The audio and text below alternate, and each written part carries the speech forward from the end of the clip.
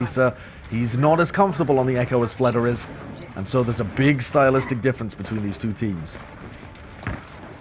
28, 27, 26 seconds until this control point unlocks, and that is going to be when the fights really kick off. As you can see, Soul setting up some early positioning onto the point, setting down those turrets. The Ice Wall used to mitigate a bit of the damage as well, blocks a bit of it. Shanghai just trying to take off angles. Fleder on the left-hand side, flanking, and the aggression from Soul is met almost instantly.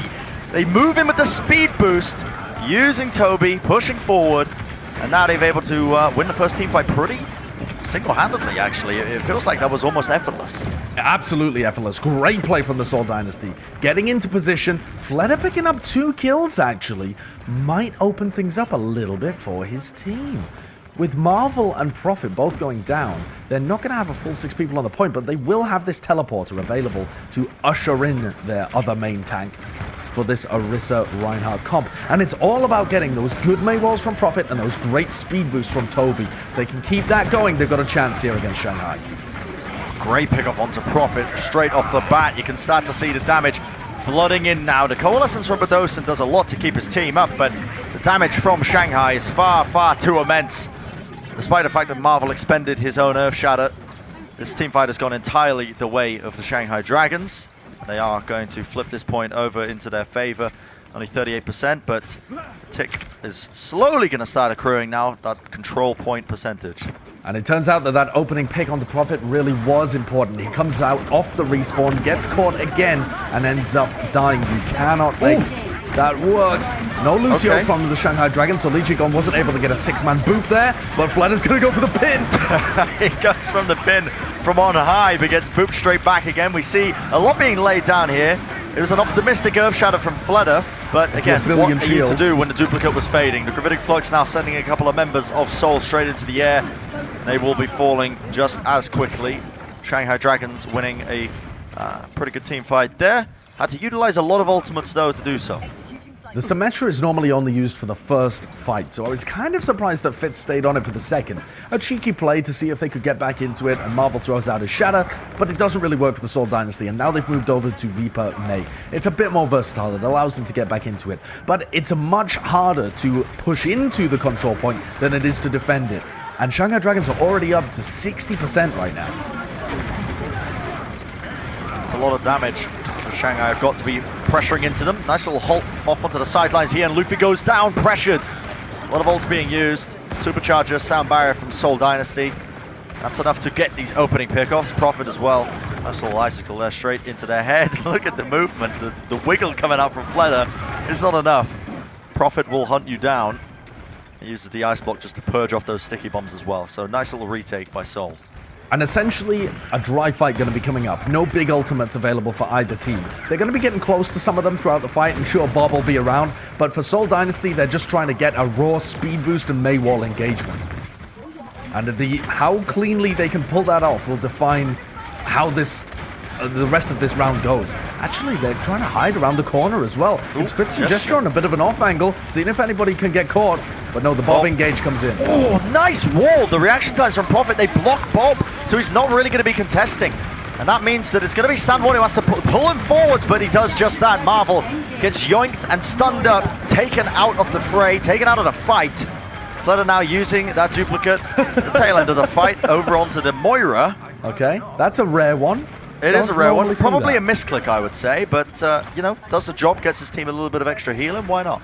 Yeah, I think maybe he was going for the Orisa there, but it doesn't really make any difference anyway. The duplicate was used as Shanghai Dragons had already won the fight.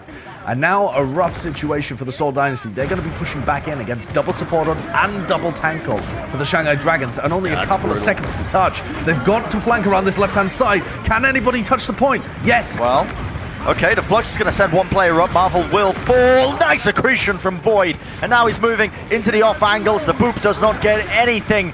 The damage is far too much. The overtime will get triggered in the end, but Toby with the one-man sound barrier. It is the saddest sound barrier, the saddest sound in the world. It's when Lucio just sends it straight away, and that is going to be round number 1 going the way of Shanghai Dragons. Key takeaways from the opening of this match, though, Josh, is that it does seem like we have a series on our hands. True. Much more competitive than the New York-Shanghai semifinal that we just watched. And Seoul trying similar stuff, running the Brawl composition, but going with the Reinhardt and the Orisa. And here we're watching a replay of Void just crushing on this return. He has been such a great player for Shanghai today. His Sigma has been lights out, amazing. These are probably the two best Sigmas that we have in the Asian region, going off against each other, Void and Marvel, although Marvel not playing it in that first round. Yeah. So I'm excited for that. I think that Void is starting to outpace Marvel. His positioning is just too perfect. And here we see a full switch up. Both teams abandoning their previous strategies. Shanghai going for the full anti-dive, while Seoul Dynasty go for the Tracer Sombra dive full composition. Dive. Look at it, Wrecking Ball and the Winston as well. Marvel probably going to be trying to utilize that knockoff as he rolls into Shanghai. Void's going to be sleeping on the job, but Toby is the first one to fall. Gesture so weak. Ends up going down. 3 pickoffs now for Shanghai. And even if they get 1 or 2 here, even if Profit gives them the moves, the zip, the zap, doesn't matter, does it? Because Shanghai are going to be able to open up this capture. What a weird decision to run Marvel on the Wrecking Ball. If you don't have the defense matrix of the Diva, Fleder and Lip can get so much work done. Enormous amounts of damage will be outputted by the McCree and the Torbjorn. Lip actually moves over to the Sombra now, which is even more of a counter to Marvel's ball. So I think you've got to swap. Yeah, he's hacked up as we're saying this, and he's almost died somewhere on the map. Gesture is just trying to create space for his team as he moves forward. The bubble used pretty early here. Marvel swinging through, but Fleder takes him out. What an Earth Shatter! Oh my goodness! He caught, but he caught Fitz actually. He was just jumping over to the side, trying to dodge, but the Earth Shatter just connected. Well, that's kind of a ridiculous way to win a fight, but Marvel had already fed, honestly. I'm going to use that word. He fed at the beginning of the fight, and so he's now swapped over to the Diva. So Seoul Dynasty have given up essentially 50% here in the next 5 seconds, and they're only just starting to get to a position where they can start diving now. Seoul were really good against the Hangzhou Spark at being able to get onto their back line when the Spark ran this comp against them. But these dives from Gesture and Prophet and Fitz need to be perfect. Oh, perfect hack as well. Just as Gesture uses the Primal Rage, which means he's not jumping anywhere. And we've been over this in the previous cast, I should say, but there we go. Gesture does not find value. He gets the 1 kill, almost got the second one, but the translocate was there from Lip. Now, that 1 falling means those 2 opening picks are beautiful. Seoul are going to be very happy with that. I don't see why they're using the grab here, but they want to commit to the fight anyway. Shanghai feel like it's winnable, and they force out the rally, I guess, but they've questionable decision-making there from Shanghai Dragons. They're definitely changing composition here. You do not use a Graviton Surge and the Molten Core if you're not going to switch comp. I mean, even out of shame, you switch comp after that. That's the kind of situation, though. They only need to win 1 fight here, so the change of composition is perfectly fine. And they go over to the dive mirror. This is what I'm most excited to see. Can the Seoul Dynasty go toe-to-toe with Shanghai in the dive mirror? Because they haven't been playing the Echo, so Prophet's got to play the Tracer here. All eyes on Fitz, though, with this EMP. He's got to get value out of it. That's going to be one of the win conditions for Seoul. EMP comes out, connects onto a lot of targets. In fact, I think 5. And Seoul, they dive onto the correct targets. They're able to capitalize effectively. It's going to be a very clean teamfight win for them. And they needed that, let's be honest. 40% on the clock, 41-42. And the Seoul Dynasty are continuing to run Prophet on the Tracer, as we saw in their semi-final against the Guangzhou Charge. There aren't many people in the world that could just ignore Echo completely and still have a huge impact on Tracer. Prophet is one of them. And he's got a Pulse Bomb that's thinking about getting stuck till your Lijang gone. EMP only connects onto 2. Gesture and Toby, the only targets, they get stuck with it. And Seoul, beautiful aggression. The self-destruct into the back line, creates enough space, forces the position of Shanghai, and they fall into pieces here. Now we're up to 70%. That's perfect in-game leading. I think Badoshin and Gesture are the callers for this Seoul Dynasty team, and they read the Shanghai Dragons like a book. They knew that EMP engage was about to come in. Badoshin hung back and nano-boosted the EMP target of Gesture, and then they lobbed in the Diva Bomb to peel. Beautiful stuff from the Seoul Dynasty, managing to go toe-to-toe with the best team in Asia right now. Nice stick from Prophet, lays it down, Lijang goes down, and that's a stall play if I've ever seen one, because there's only 92% on the clock. Prophet finds another one, will finally go down, but not before the damage has been done. Gesture jumping into the fray, cleanup kills for him, and that's a dynamic duo, an age-old combo, putting in work, the overtime burning down. Can anyone touch this one? Someone has managed to find a point, but Lip hacked up, taken out by the micro missiles almost as fast as he landed his little wee feet on the point. And the nano boost being committed as well. Luffy trying his hardest to commit this one. As you can see, Fleta is the recipient of it. He needs to find a kill. He does just that. He finds two, in fact. Is Shanghai really going to be able to turn this one? A lot of damage being done to them right now. Nano boost being committed as well. It's got to be huge now from Stand 1.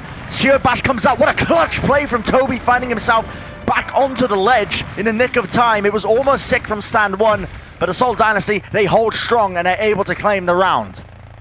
Oh, the nano-boosted Fleta gave Shanghai fans a glimmer of hope in that round, but that was an impressive display from the Seoul Dynasty. That amazing duo of Gesture and Prophet on the Winston and Tracer. They've been the best Winston Tracer duo in the world since early 2017.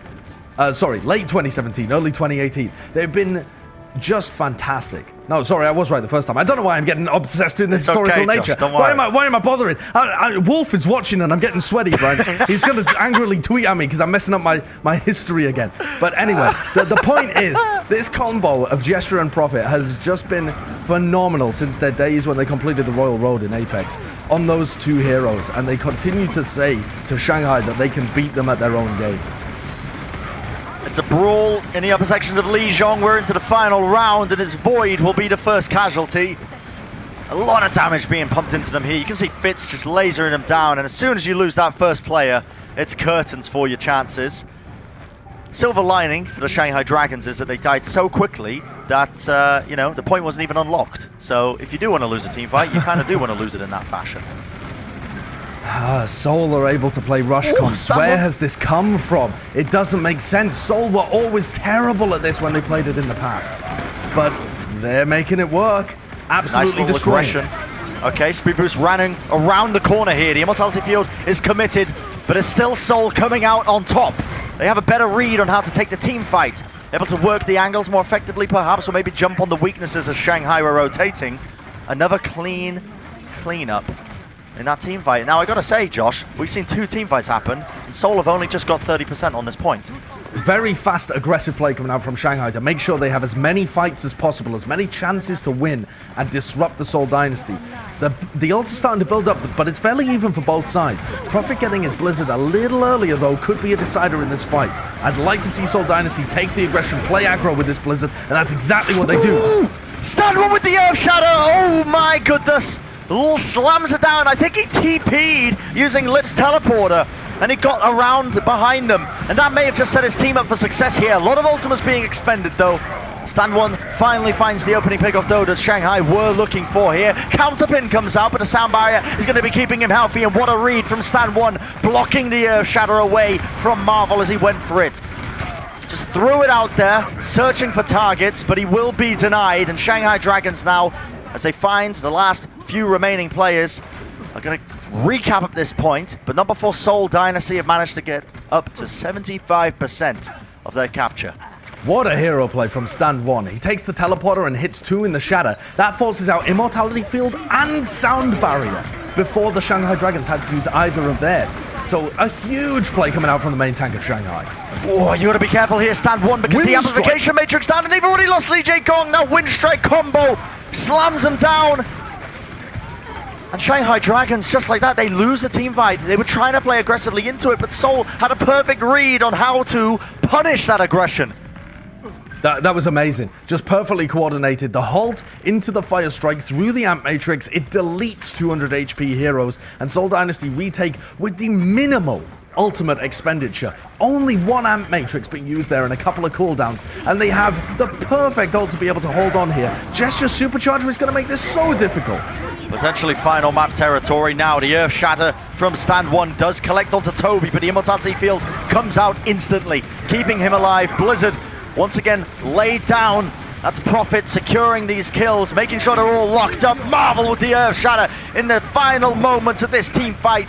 The overtime might be burning, but Seoul Dynasty's hopes and dreams are certainly still intact, as they're going to be taking map number 1 in quite a surprising fashion. After watching these two teams clash tonight, Seoul Dynasty were the ones that, I'll be honest, I had the expectations that they would be the underdogs coming into this series, especially given the fact that Shanghai looks so dominant against the New York Excelsior. but that has not been the case from what we've seen. Seoul Dynasty seem to be able to make any composition work. Yes, it's so impressive that Seoul have been able to have this turnaround. They were dreadful at rush compositions. I mean, dreadful is an understatement. They were getting record times set against them, getting 3-0'd across the board by middle of the pack Asia teams just a few weeks ago. In the past 3 weeks as well, on echo compositions, they've been getting destroyed, and this turnaround has been sublime for Seoul. I really did agree with you. I thought that they would be the underdogs coming into this, but Profits, May, and Tracer had a huge impact on Lijang, and it sets them up with a great advantage coming into this first to four series. First to four series. I said it at the start of the show, but 7th seed versus 2nd seed, throw the seedings out the window because we ain't paying attention to them anymore. This is two elite teams trying to prove who is the best in Asia currently. Don't go anywhere. We're going to have more Overwatch coming up, more grand finals after the break.